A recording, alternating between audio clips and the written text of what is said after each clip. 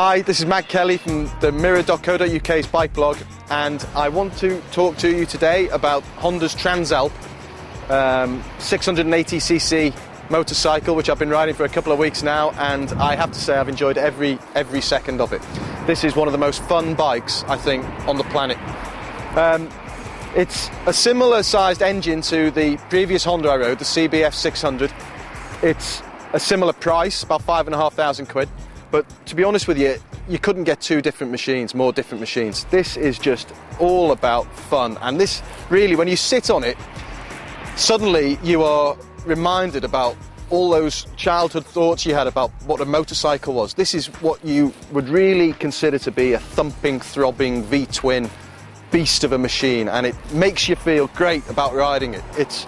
I'll talk about the engine in a minute, but the bike itself, I think, it's kind of built for crossing mountains. You know, that's the name, Transalp. And in fact, this little detail here on the side is apparently the longitude and latitude of the highest road in Europe for riding a bike. To be honest, I don't care about that stuff. This is more likely to be doing Trans-Hackney than Transalp in most people's cases. But I think it's suitable for anything. It couldn't be easier to ride. It looks like, you know, you're expecting a sort of off-road experience. It's got that kind of enduro feel about it with the chunky big tyres and the spokes and the kind of aggressive fairing, and it just looks like, and this kind of stuff protecting your hands, it looks like it's built for action.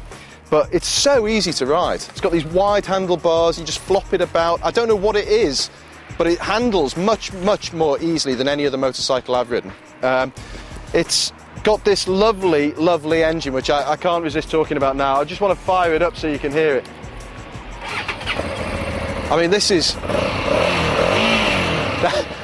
it's that kind of elemental sound. That is the sound of petrol exploding in small metal cylinders, and when you sit on it, you can feel the explosions through your body, and you feel part of something that is really quite natural. You know, it just feels like you're part of a machine that was built to take you places, and you want to go places because of that.